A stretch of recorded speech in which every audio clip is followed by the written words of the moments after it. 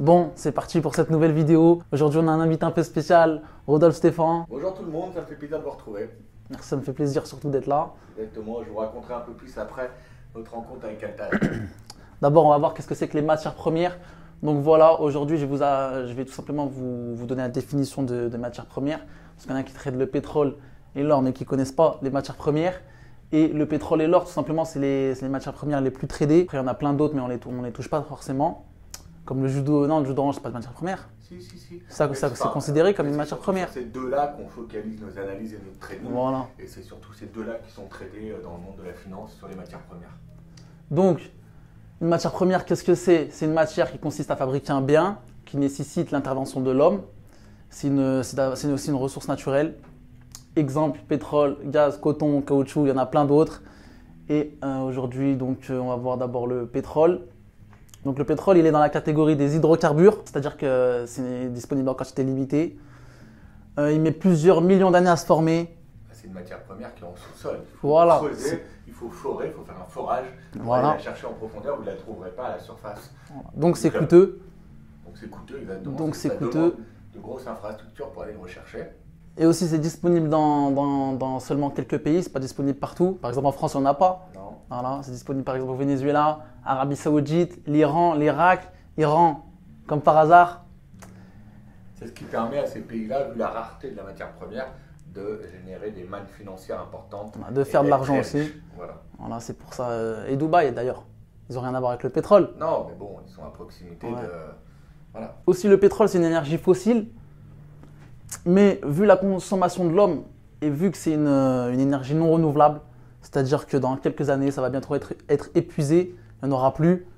Alors, moi, je mets juste un petit bémol là-dessus, c'est qu'aujourd'hui, bon, je commence à être vieux, hein, j'ai 38 piges, et quand j'avais un peu plus 20 piges, comme vous, on parlait déjà d'épuisement à 30 ans. Ah ouais? Et là, ça fait pratiquement 20 ans, et on est encore en train de parler d'épuisement à 30 ans. Ils évaluent ça à 50 ans. Voilà, il y a quand même, malgré que voilà, ça soit non renouvelable et qu'un jour il y aura un épuisement, il y a quand même souvent de nouveaux puits trouvés et de nouveaux forages installés. Bah maintenant, ils commencent même à, comment je peux dire ça, à aller rechercher des ressources en Antarctique, tout ça. Ouais, tout à fait. La Chine, ils sont allés là-bas, ils ont implanté des forages. Parce que les moyens techniques et tout se développent également pour aller en chercher. Et vu que le pétrole, c'est la matière première la plus utilisée, ce qui fait c'est une des plus tradées, une des plus négociées, du coup c'est une des plus volatiles. Donc c'est voilà, volatile égale dangereux. Ouais, danger, il faut insister. Quand on commence le trading, on va commencer par les indices, ces petites choses-là, les devises. Le forex. Le forex, exactement, même si c'est également dangereux, il faut apprendre, hein, le but c'est d'apprendre. Mais le pétrole, attention, c'est un niveau au-dessus, c'est-à-dire que c'est quelque chose qui surréagit notamment aux news, aux stocks de pétrole qui sont souvent publiés le mercredi. À 16h30.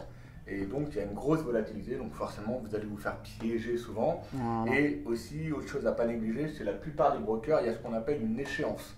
Une échéance, c'est tous les mois, c'est-à-dire que le contrat que vous négociez sur lequel vous tradez, le CFD indexé sur lequel vous tradez, il va être terminé et il va falloir partir sur une nouvelle échéance. Et donc souvent les gens oublient de changer de contrat. Voilà, le prix de clôture de l'échéance, il est un peu aléatoire. Donc, voilà. Tu viens de me l'apprendre, je ne le savais même pas, c'est pour ça que je t'ai ramené. Et ensuite l'or, donc c'est aussi une matière très tradée. Voilà, on change de côté. Allez, on change de côté. Bon, d'abord, Rodolphe Stéphane, vous me connaissez ou pas, ça fait quand même pas mal d'années que je suis dans le trading, que je trade. Altaz, je l'ai rencontré ça fait déjà 2 ans. Ouais, 2 ans, à mes débuts. Beaucoup me demandent, mais comment ça se fait, que tu es avec Altaz, que tu échanges et tout. Ce qu'il faut bien comprendre, c'est que moi j'ai compris dans ma vie qu'il faut savoir saisir l'opportunité, il faut savoir saisir sa chance.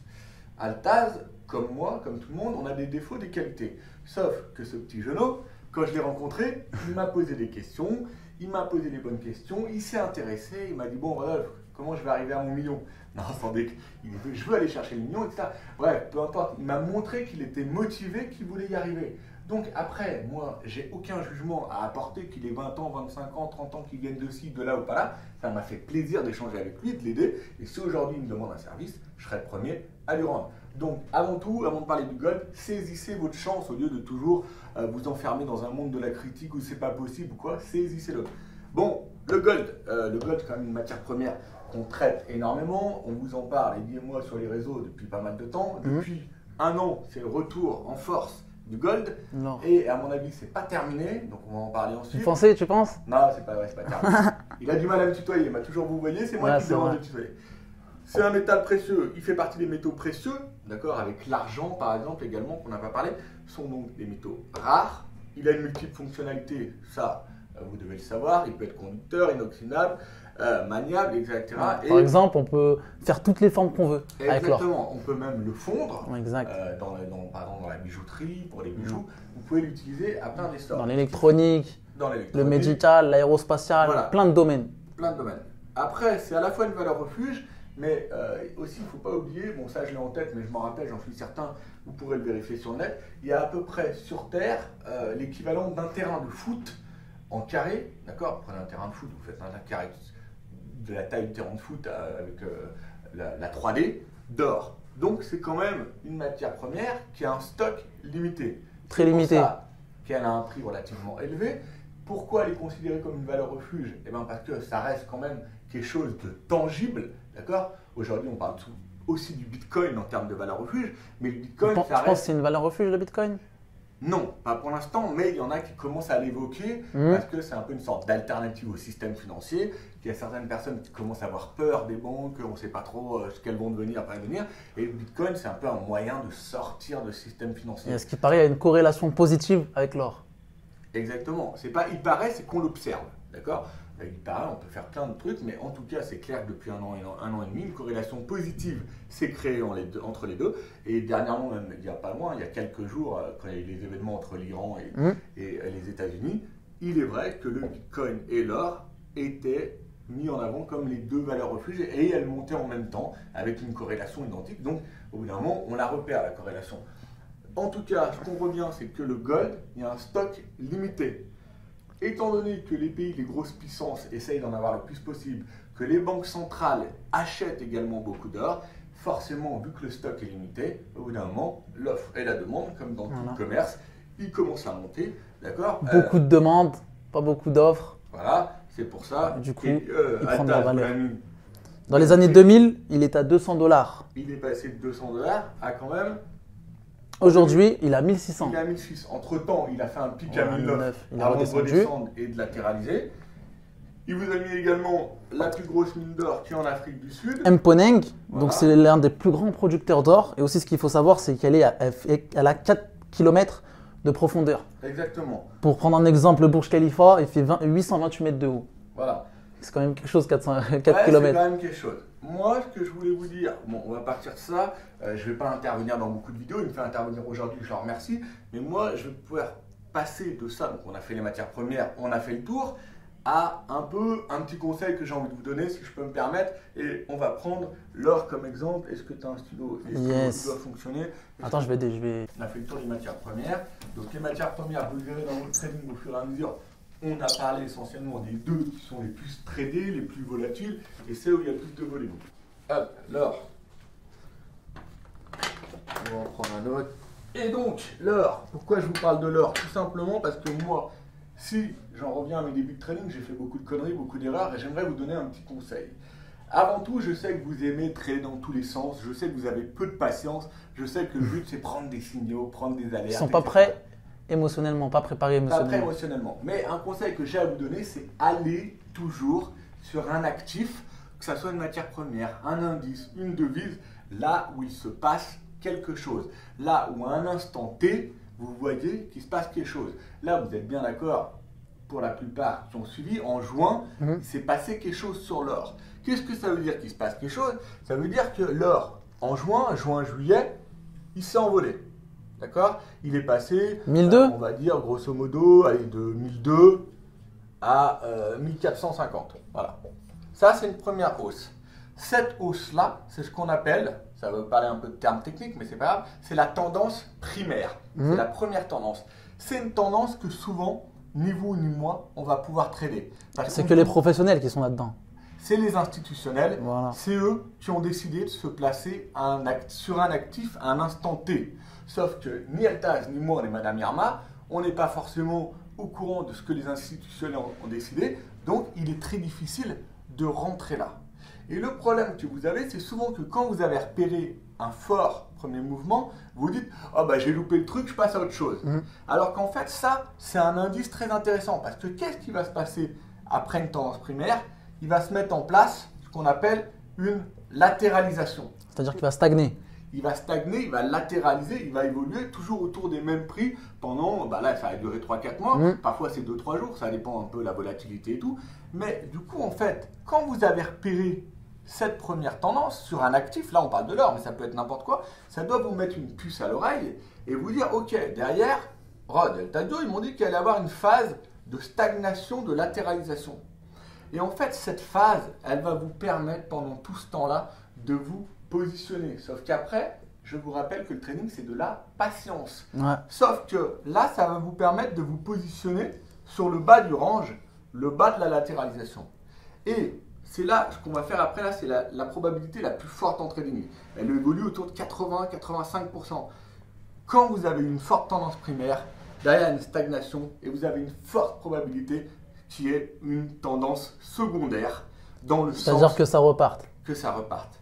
Et donc, en fait, ceux qui gagnent vraiment de l'argent en trading, ce n'est pas ceux qui traitent toute la journée, tout le temps. C'est ceux qui sont patients, qui prennent le temps de repérer ça. Donc, 90% de votre trading, ça doit être chercher et repérer ça, sans forcément trader. Ensuite, vous positionnez, ça c'est 2%. Ensuite, 3%, c'est la patience. Et ensuite, c'est attendre la tendance secondaire. Et c'est là où on est passé de 1450 à 1610 l'autre soir. Et c'est là où vous allez pouvoir être positionné et gagner de l'argent. Parce que vous avez eu ça, que vous n'avez pas pu trader, parce que vous ne pouvez pas le savoir, mais vous l'avez repéré. Ça, c'est facile de se placer, on se place en bas. Voilà. Et ensuite, on laisse courir. Après, il y a des fausses cassures, il faut savoir être patient aussi. Oui, il faut être patient, mais si tu regardes, vous regardez l'or, au final, il est redescendu. Au plus bas, il a reperdu 40-50 dollars là-dedans. Ouais, exact. Tout le monde voulait qu'il redescende ici pour l'acheter. Mais au final, on voyait bien qu'il ne voulait pas descendre. Quand on voit bien qu'il ne veut pas descendre, ça veut dire qu'il est en train de faire une stagnation d'accumulation. Il y a des autres institutionnels qui accumulent, qui ont loupé ça, qui accumulent. Et donc derrière, ça va partir à 1610. Et toute cette phase-là, c'est là, que ça soit sur le gold, une matière première ou autre chose, c'est là où vous allez devoir gagner de l'argent. Là, il est retombé à 1550. Et bien, ça se trouve, on va observer une deuxième phase et on aura une tendance, une troisième tendance. Alors, le but, le mieux, c'est de jouer celle-là, c'est la plus sûre, d'accord? Mais si on prend un autre exemple, une société comme Amazon ou même Apple, j'ai regardé l'autre jour, Amazon, c'est pratiquement, bon, c'est un peu hallucinant ce qui se passe en ce moment, mais Amazon, c'est pratiquement 40 tendances relancées il fait que grimper. En quelques années. Il fait que grimper. C'est-à-dire que toutes les boîtes américaines, Amazon, Apple, Google, c'est boum, je stagne, tout le monde se dit allez ça va enfin rebaisser. Et je repars. Et ça repart et tout. Donc voilà, moi c'était surtout ça. D'où la montée des indices. Ouais, ça on n'en parle même plus, c'est même plus une montée, c'est une fusée.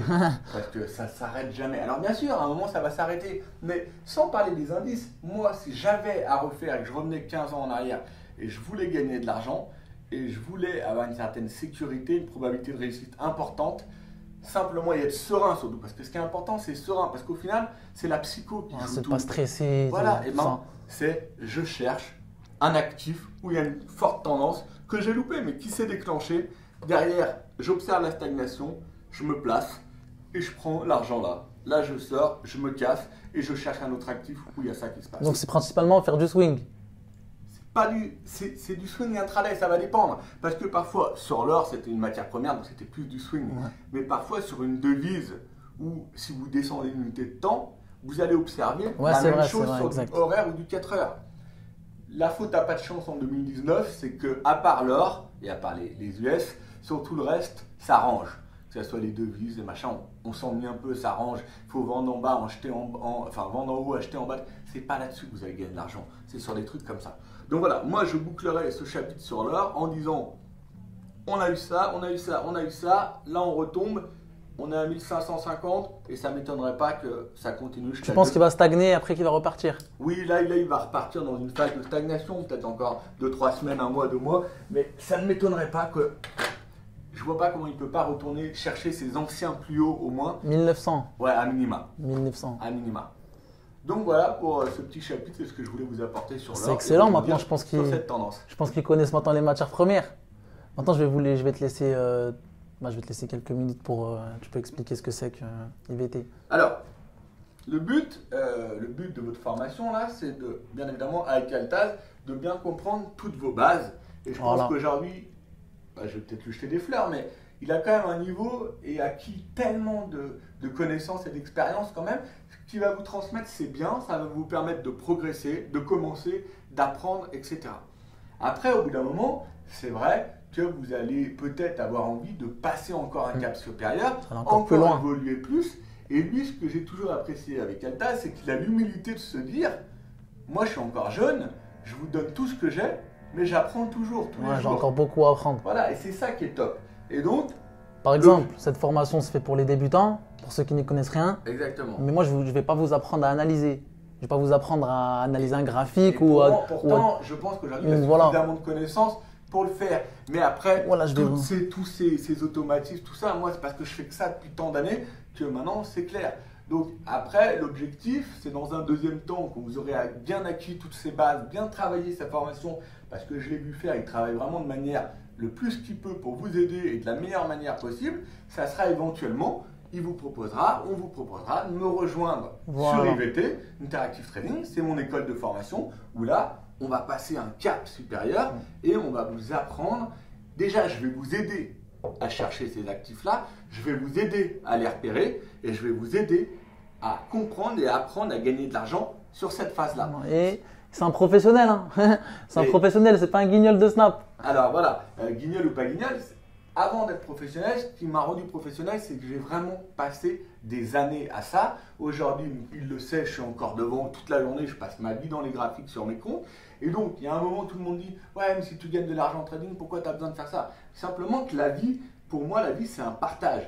J'ai passé 10 ans avant tout seul devant mes écrans. Au bout d'un moment, tout seul, c'est marrant, gagner du fric, c'est marrant. Sauf qu'à un moment, c'est pas ça la vie.